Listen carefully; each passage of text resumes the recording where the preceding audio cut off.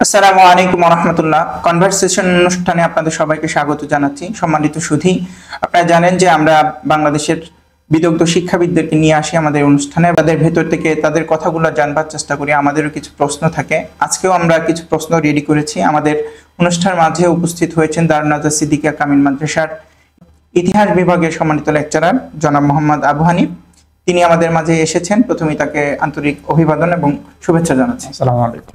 ওয়ালাইকুম আসসালাম। ভাই, আপনি কেমন আছেন? জি আলহামদুলিল্লাহ ভালো। আপনি কেমন আছেন? আলহামদুলিল্লাহ। বিশেষ করে আজকে বিজয় উৎসব চলতেছে, সেই হিসাবে আমরা খুব ভালো আছি, যদিও একটু কষ্টের মধ্যেও আছি পার্শ্ববর্তী দেশের প্রতিক্রিয়া জেনে। তো আপনার কাছে আমরা যে প্রশ্নটা করতে চাই সেটা হচ্ছে যে আপনি দীর্ঘদিন দারুন নাজাতে শিক্ষার্থী ছিলেন, এরপরে এখন দারুন নাজাতে শিক্ষকতা করছেন। তো আপনার কাছে জানতে চাইবো যে আপনাকে তো দারুন নাজাত তৈরি করেছে, দারুন নাজাত থেকে আপনি কিভাবে তৈরি হয়েছেন? প্রথমত প্রশ্নটা হলো আমি কিভাবে তৈরি হয়েছি। এই প্রশ্নটার সাথে আরেকটা প্রাসঙ্গিক প্রশ্ন, দারুন নাজাত আমাকে কিভাবে তৈরি করেছে। এই দুইটা কিন্তু সম্পূরক। অর্থাৎ আমি যদি বলি যে দারুন নাজাত আমাকে তৈরি করেছে এবং আমি সেই জায়গায় সেই পাত্র হিসেবে প্রস্তুত হয়েছি, সেটা হলো বড় জায়গা। এখন দারুন নাজাতের জায়গা থেকে আমি বলবো প্রথমত যে কার্যক্রম, দারুন নাজাতের যে কো-কারিকুলাম অ্যাক্টিভিটিস, সেখানে সবচেয়ে বেশি আমার ভালো লাগার জায়গা ছিল জলসাটা। এখানে পুরো সপ্তাহ জুড়ে একটা ব্যাপার থাকতো যে এখানে একটা বক্তৃতার সেশন থাকতো, সেখানে আমি বক্তৃতা দেওয়ার সুযোগ পেতাম এবং বাংলা, ইংরেজি, আরবি। সাধারণত আমি বাংলার জায়গাটা বেছে নিতাম এবং এই জায়গাতে ছাত্ররা অনেকে কোরআন তিলাওয়াতের সুযোগ পেত এবং আমাদের সাথে যারা বক্তব্য দিয়েছে অনেকে এখন বাংলাদেশের বড় বড় জায়গায় মাহফিল করার সুযোগ পাচ্ছে। দারুন নাজাত এই জায়গায় আমি মনে করি একটা বড় জায়গা, এই জলসাটা অসাধারণ একটা জায়গা ছিল। তাছাড়া দারুন নাজাতের যেই পাঠ্যক্রম, যেভাবে পড়ানো হয়, পড়ানোর স্টাইল, শিক্ষকদের যে পড়ানোর পদ্ধতি কিংবা ছাত্রদের থেকে পড়া নেওয়ার যে পদ্ধতি, এই জিনিসটা আমাকে খুব বেশি আকৃষ্ট করেছে এবং সেই জায়গায় দারুন নাজাত থেকে নিজেকে তৈরি করে নেয়ার কিংবা দারুন নাজাত ছাত্রদেরকে তৈরি করে দেয়ার দুইটা জায়গায় অসাধারণ। জি, প্রিয় শিক্ষার্থী বন্ধুরা, আমাদের অতিথি কিন্তু বললেন জলসার কথা। আমাদের জলসাটাকে কাজে লাগানো উচিত। এখন যারা নতুন শিক্ষার্থী রয়েছে তাদের অনেকের মধ্যে এই জলসার প্রতি অনাগ্রহ আছে, কিন্তু এই অনাগ্রহের মধ্যে যারা ভবিষ্যৎ জাতিকে নেতৃত্ব দিবে, ভবিষ্যৎ জাতিকে তৈরি করবে, যারা অনেক বড় হবে, তারা কিন্তু আমাদের হানিফ ভাইয়ের মতো ঠিকই জলসাকে কাজে লাগায়। Strike the iron while it is hot. আমাদের এটা কাজে লাগানো উচিত। ভাইয়ের কাছে এখন জিজ্ঞেস করতে চাইবো যে দারুন নাজাত পরিসর বৃদ্ধি পেয়েছে এবং অনেক শিক্ষার্থী এসেছে, অনেকে অনেক প্রশ্ন করছে। তা আপনার কাছে কি মনে হয় দারুন নাজাতে কোন বিষয়গুলো আরো নতুন ভাবে ফোকাস করা উচিত বা কোন বিষয়গুলো ফিরিয়ে আনলে দারুন নাজাতের জন্য ভালো হয় আপনি মনে করেন? প্রথম কথা হলো দারুন নাজাত কি নতুন সংযোজন করবে, আর আরেকটা জায়গা হলো দারুন নাজাত আজকে এই 34 বছরে দারুন নাজাত তার যে সক্ষমতা রেখেছে, সেই সক্ষমতার জায়গাটা যদি আবার এই জায়গাটাই ধরে রাখে, আমার মনে হয় এটাই তো অনেক কিছু। দারুন নাজাত 34 বছরে নিজেকে সমৃদ্ধ করেছে এবং এখানে অনেকগুলো জিনিস এই 34 বছরে নিজের মাঝে সংযোজন করেছে। আমার মনে হয় প্রথম চ্যালেঞ্জ ছিল আমাদের জন্য যে এই জিনিসগুলো ধরে রাখা, এবং এই ধরে রাখতে গিয়ে আমাদের এখনকার ছাত্রদেরকে আমরা যেভাবে মনে করি যে আমরা আমাদেরকে ব্যবহার করেছি, আমরা আমাদেরকে প্রস্তুত করেছি, এই জিনিসগুলো যদি এভাবে প্রস্তুত করে আজকের পৃথিবীতে যারা বিভিন্ন বিশ্ববিদ্যালয়ে, পৃথিবীর বড় বড় বিশ্ববিদ্যালয়ের ছাত্র, দারুন নাজাতের সাবেক ছাত্র ছিল, এদের মতো আমরা মনে করি আমাদের ছাত্ররা যারা, এরাও নিজেদেরকে করতে পারবে। শুধু আমরা যেভাবে গড়ে উঠেছি এই জায়গাটাই অনেক। এরপরে আরো দারুন নাজাত একটা ইউনিভার্সিটি এবং দারুন নাজাতে প্রত্যেকটা জায়গায় বাংলাদেশের অন্যান্য প্রতিষ্ঠানের জন্য শিক্ষণীয়। আমি মনে করি বাংলাদেশ শিক্ষাঙ্গনে, মাদ্রাসা শিক্ষাঙ্গনে এবং স্কুল, কলেজ কিংবা ইউনিভার্সিটি শিক্ষাঙ্গনে দারুন নাজাত একটা মডেল। এবং আপনি দেখেন পৃথিবীর সভ্যতার যে ইতিহাস, যে বৌদ্ধ সভ্যতা, যে সোমপুর বিহার কিংবা যে কুমিল্লায় যে ময়নামতি বিহার, এই যে বিহারের যে ইতিহাসগুলা, মূলত ওই সময়গুলোতে এই বিহারগুলো ছিল মূলত আবাসিক বিশ্ববিদ্যালয়। আজকে দেখেন এই আবাসিক বিশ্ববিদ্যালয়গুলি ধ্বংসাবশেষ আমরা দেখি এবং দেখার জন্য আমরা বিভিন্ন জায়গায় যাই। মূলত আজকের পৃথিবীতে দারুন নাজাত একটা আবাসিক বিশ্ববিদ্যালয় হিসেবে কিংবা আবাসিক প্রতিষ্ঠান হিসেবে সারা পৃথিবীতে সমাদৃত হওয়ার একটা সক্ষমতা অর্জন করেছে। এবং আপনি দেখেন অক্সফোর্ডের মতো করে ঢাকা বিশ্ববিদ্যালয়কে তৈরি করা হয়েছে। মূলত কারণটা হলো আমাদের এই সময়ে এসে ইস্ট অফ অক্সফোর্ড বলার কারণ হলো ঢাকা বিশ্ববিদ্যালয়কে, যে ঢাকা বিশ্ববিদ্যালয় একটা আবাসিক বিশ্ববিদ্যালয়। সুতরাং আমি মনে করি সেই জায়গা থেকে দারুন নাজাতের সক্ষমতা, দারুন নাজাতের যেই অবস্থান, সেটা সত্যি তুলনীয় এবং অতুলনীয় এবং সত্যি এই জিনিসটা অনুকরণীয়। যে প্রিয় সুধী, আমাদের অতিথি সুন্দর করে বলছিলেন যে দারুন নাজাতে ইতিপূর্বে যে বিষয়গুলো সংযোজন করেছে সেগুলোকে ধরে রাখা, ধারাবাহিকতাটা রাখা, সেটা যদি ধরে রাখি তাহলে দারুন নাজাত অনেক এগিয়ে যাবে। আমরা যারা এই প্রতিষ্ঠানে শিক্ষকতা করছি বা আমরা যারা শিক্ষার্থী আছি, আমাদের মনে হয় এই বিষয়গুলো নিয়ে একটু চিন্তা করা উচিত। ভাই বারংবারই কো কারিকুলার অ্যাক্টিভিটিস গুলোর কথা বলছেন, কিন্তু সেক্ষেত্রে ব্যস্ততা বেড়েছে, পরিসর বেড়েছে, এগুলোর কারণে যেন কোনোভাবে কো কারিকুলার অ্যাক্টিভিটিস থেকে আমরা দূরে সরে না যাই, এটার দিকে আমাদের খেয়াল রাখতে হবে। শিক্ষার্থীদেরও খেয়াল করা লাগবে, শিক্ষক যারা আছেন তাদেরও খেয়াল করা লাগবে, এবং প্রতিষ্ঠান প্রধান যিনি আছেন তিনি তো অবশ্যই ভাবছেন, এতে কোনো সন্দেহ নাই। প্রিয় সুধী, আমাদের অতিথি ঢাকা বিশ্ববিদ্যালয়ে পড়াশোনা করেছেন, সেখানে অনার্স করেছেন। জানতে চাইবো যে ঢাকা বিশ্ববিদ্যালয়ে পড়েছেন, মাদ্রাসা থেকে গিয়েছেন, তো ঢাকা বিশ্ববিদ্যালয়ে পড়ার অনুভূতি জানবো। আসলে ঢাকা বিশ্ববিদ্যালয়ে পড়ার অনুভূতির প্রশ্ন আসলে আমি বলবো আমি তো দারুণ্যজাতে পড়েছি, এটার অনুভূতি কি? এই প্রশ্নটা এই জন্যই বলা, ধরেন আপনি বিকাশে লেখালেখি করেন, বিকাশের দায়িত্বে আছেন, মাসিক বিকাশ দারুণ্যজাতের একটি গুরুত্বপূর্ণ জায়গা। এই বিকাশে লেখালেখির কারণে আপনি একটা জায়গা নিজেকে সমৃদ্ধ করেছেন। আমি নিজেও বিকাশের ছাত্র অবস্থায় লেখালেখি করেছি। ওই লেখালেখিটা আমি যখন ঢাকা বিশ্ববিদ্যালয়ে গিয়েছি, তখন ইত্তেফাক, ইনকিলাব, বড় বড় পত্রিকাগুলোতে লেখার সুযোগ পেয়েছি। আমার এই জায়গাটা দারুণ্যজাত তৈরি করে দিয়েছে, এবং ঢাকা বিশ্ববিদ্যালয়ে ভর্তি হওয়ার পিছনে আমি দারুণ্যজাতকে অবশ্যই ক্রেডিট দিতে হবে, কারণ এই প্রতিষ্ঠানে পড়ার কারণে আমি একটা পরিবেশ পেয়েছি। আমার বন্ধু বাইজিৎ বরিশাল বিশ্ববিদ্যালয়ে পড়েছে, সে একটা কথা বলেছিল যে বন্ধু, আমাদের বাবা মা আমাদেরকে জীবনে যত উপকার করেছে, সবচেয়ে বড় উপকারটা হলো আমাদেরকে দারুণ্যজাতের মতো একটা বড় প্রতিষ্ঠানে পড়ার সুযোগ দিয়েছে। হ্যাঁ, আলহামদুলিল্লাহ।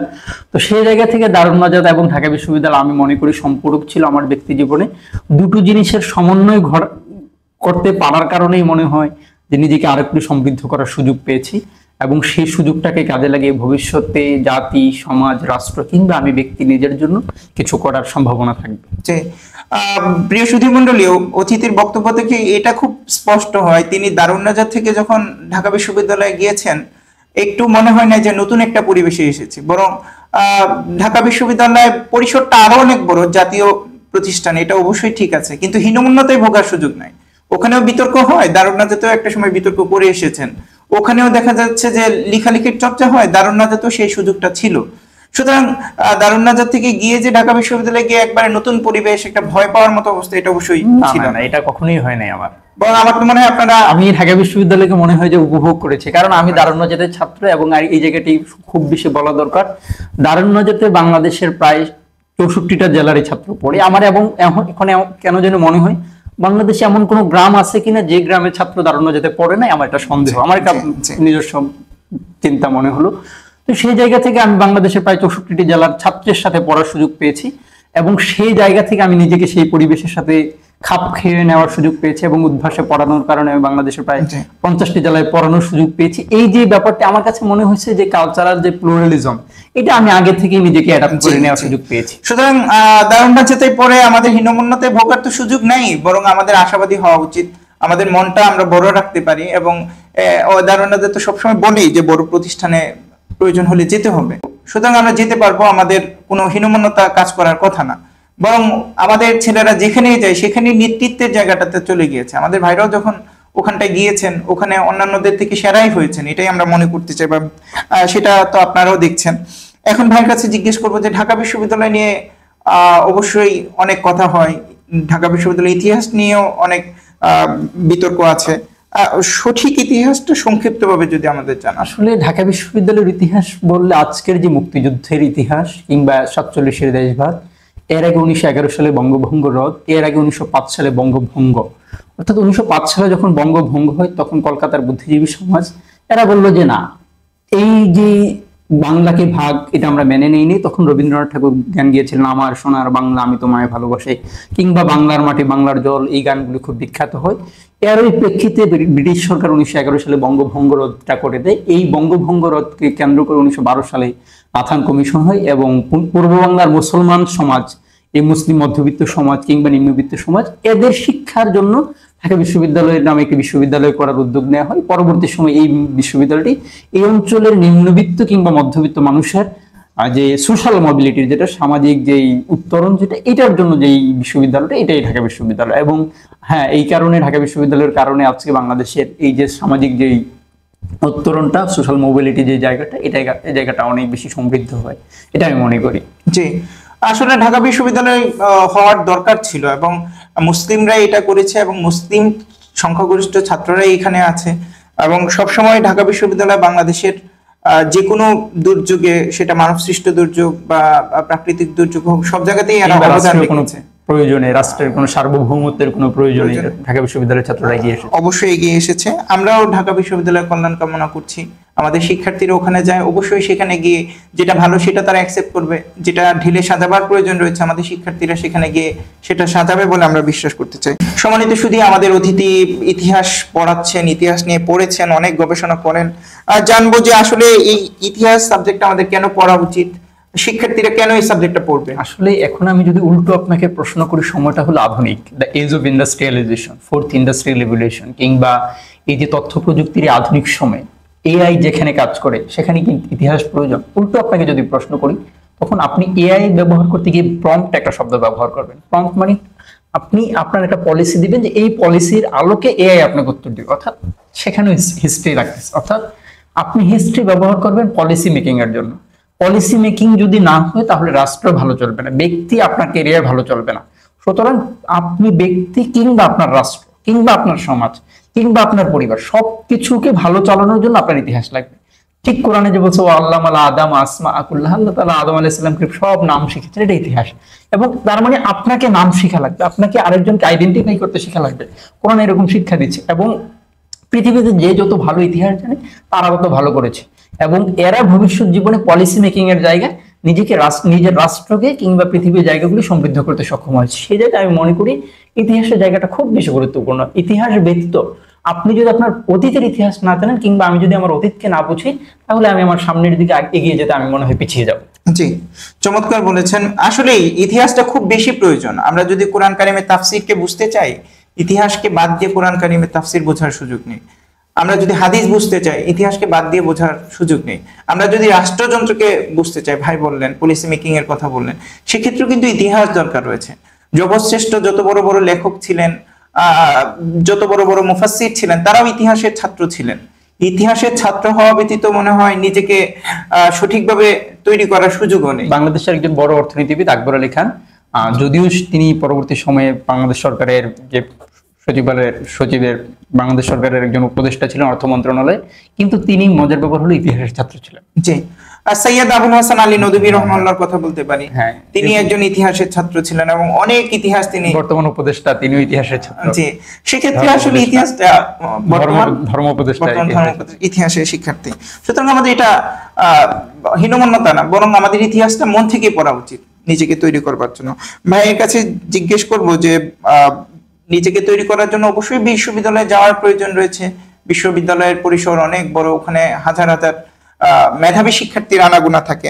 তো আমার প্রশ্নটা হচ্ছে যে বিশ্ববিদ্যালয়ে ভর্তি হওয়ার জন্য কোচিং কি খুব জরুরি? আর কোচিং জরুরি কিনা সেটাও বলবেন, আর প্রস্তুতিটা আমরা কিভাবে নিতে পারি? আসলে কোচিং শব্দটার আগে আমি বলবো, এই কোচিং শব্দটা সম্পর্কে মাহমুদুল হাসান সোহাগ যে কথাটা বললো, এটা হলো ছায়া শিক্ষা, যেটা অর্থাৎ শ্যাডো এডুকেশন। কেমন? মানে আপনাকে সাপোর্ট দেবে, আপনাকে সহায়তা করবে। এখন এই সহায়তাটা যেগুলো ভাবে হইতে পারে, এটা বাণিজ্যিক হইতে পারে, অবাণিজ্যিক হইতে পারে। আপনি কোচিং এ না গিয়ে বাসায় বসে যদি কারো কাছে পড়েন, এটাও পড়া, আপনি কোচিং এ গিয়ে যদি পড়েন, এটাও পড়া। এখন এটা হলো নির্ভর করবে আপনি ব্যক্তির উপর, আপনার সক্ষমতা কতটুকু এবং কিভাবে আপনি নিজেকে প্রস্তুত করবেন। কারণ বাংলাদেশে প্রায় লক্ষাধিক শিক্ষার্থী একটা ইউনিটের জন্য পরীক্ষা দেয়, সেখানে আপনি নিজেকে সেরা প্রমাণ করার জন্য যতটা কোচের কাছে সম্ভব হয়, যত বেশি কোচের কাছে আপনি নিজেকে প্রস্তুত করবেন, তত বেশি সক্ষমতা আপনার জন্য তৈরি হবে। আপনি বিশ্ববিদ্যালয়ে পড়বেন, আপনি বাংলাদেশের সেরা মেধাবী হিসেবে নিজেকে প্রমাণ করবেন। সেই জন্য তো আমি মনে করি সেই কথাটি যে সূর্য তখনই সূর্য হবে যখন সূর্যের মতো মানুষ নিজেকে পড়াবে, অন্যথায় তো সূর্য হওয়া সম্ভব নয়। কারণ তার যে আলোর সক্ষমতা কিংবা তার তাপ সহ্যের যে ধারণ ক্ষমতা, এটা থাকা লাগবে। তো জি জি, তাহলে আমরা এটা বুঝতে পারলাম যে আসলে বেশি মানুষের কাছে যদি যাই, বেশি পরামর্শ আমি জানতে পারবো। এক তো আপনি ঘরে বসেও পড়তে পারেন, কিন্তু সেই পড়াটা কিভাবে সহজ করা যায়, সেই পড়াটা কিভাবে পোক্ত করা যায়, এই জন্য আমরা বিভিন্ন মানুষের দ্বারস্থ হতে পারি। সেটা যদি কোচিং এ গিয়ে হয়ে গেলাম, যদি অন্যভাবে আমি অর্জন করতে পারি সেটাও করলাম, কিন্তু আমার মানুষের সংস্রবটা প্রয়োজন, গাইডলাইনটা খুব বেশি প্রয়োজন। আমাদের অতিথি, আমাদের দারুন নাজাহ সিদ্দিকিয়া কামিল মাদ্রাসার মুহতারাম প্রিন্সিপাল হুজুর অত্যন্ত স্নেহের শিক্ষার্থী। প্রিন্সিপাল হুজুরের সাথে আমার কথা হয়েছে, হুজুর তার প্রশংসা করেছেন, হুজুর তাকে স্নেহ করেন, এটাও বলেছেন। অবশ্যই অতিথি আমাদের হুজুরকে শ্রদ্ধা করেন, ভালোবাসেন, সন্দেহ নাই। একটা সুখকর স্মৃতি, সেরা সুখকর স্মৃতি জানতে চাইছি। এই প্রশ্নটার উত্তর দেওয়াটা খুব কঠিন, তবে আমি যেদিন দারুণ্যজাতি নিয়োগ পেয়েছিলাম সেদিনের কথাটা আমার এই মুহূর্তে খুব মনে পড়ছে। কারণ আমি বাসায় ভাইবা পরীক্ষা দেওয়ার পরে আমি বাসায় চলে গেছিলাম। হুজুর ফোন দিলেন, এই তুমি কোথায়, আসো। তো যাওয়ার পরে হুজুরের সামনের যে চেয়ারটা, ওই চেয়ারটাতে বসার সুযোগ পাই, নিজেই বসাম। এবং আমার মনে হলো যখন আমি বসলাম যে তখন আমার ভিতরে অন্যরকম একটা অনুভূতি কাজ করলো যে আসলে এই চেয়ারটাতে বসার জন্য হইলেও দারুণ্যজাতে একবার নিয়োগ পাওয়া দরকার, দারুণ্যজাতে শিক্ষক হওয়া দরকার, যে তার কাছে এনে ডেকে এনে বসিয়ে অনেক গল্প, যে কেরিয়ার কেমন হবে, একজন শিক্ষক কেমন, শিক্ষকের মানদণ্ড কেমন, একজন শিক্ষার্থীর চোখে শিক্ষক কেমন, একজন অধ্যক্ষের চোখে শিক্ষক কেমন, এই যে ব্যাপারগুলো আমার মনে হয় এই দিনটার জন্য হলো দারুণ্যজাতের একদিনের জন্য হলো শিক্ষক হওয়া দরকার। আপনারা যারা দারুণ্যজাতের ছাত্র কিংবা আপনারা যারা ভবিষ্যতে দারুণ্যজাতের ছাত্র হবেন, আমি মনে করি দারুণ্যজাতের এই আখম আবু বকর সিদ্দিক একটা দারুণ্যজাত বিপ্লবের নাম।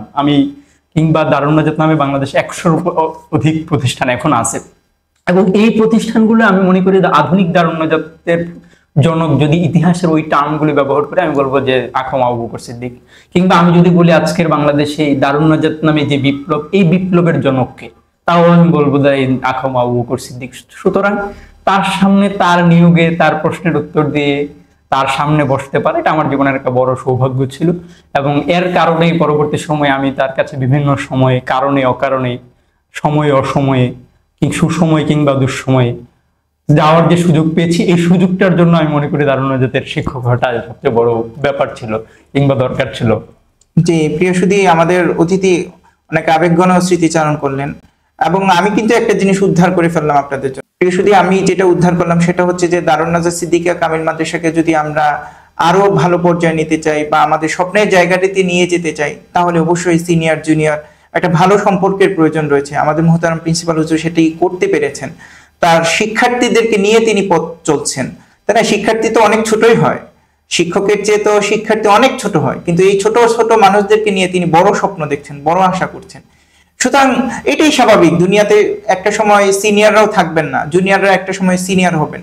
এই বিষয়গুলোকে মেনে নিয়ে সিনিয়র জুনিয়র এটা যদি সুন্দর একটা সম্পর্কে আমরা নিয়ে যেতে পারি, তাহলে অবশ্যই আমাদের প্রিয় প্রতিষ্ঠান দারুন্নাজাত সিদ্দিকিয়া কামিল মাদ্রাসাকে আমরা অনেকটা দূর নিয়ে যেতে পারবো। কোনো ধরনের বাধা, কোনো ধরনের দুরাচারীদের দুষ্ট চিন্তা আমাদেরকে প্রতিহত করতে পারবে না। আল্লাহ সুবহানাহু ওয়া তাআলা আমাদের দারুন্নাজাতকে কবুল করুন। আমরা অনুষ্ঠানের শেষ পর্যায়ে চলে এসেছি, আপনাকে আসার জন্য আবার ধন্যবাদ। আপনাকেও ধন্যবাদ। আসসালামু আলাইকুম। ওয়ালাইকুম আসসালাম ওয়া রাহমাতুল্লাহ। প্রিয় সুধী, আপনারা এতক্ষণ আমাদের সাথে ছিলেন, আশা করি পরবর্তী অনুষ্ঠানগুলোতেও আমাদের সাথে থাকবেন। আল্লাহ সুবহানাহু ওয়া তাআলা আমাদের সবাইকে কবুল করুন, আমিন। আসসালামু আলাইকুম ওয়া রাহমাতুল্লাহ।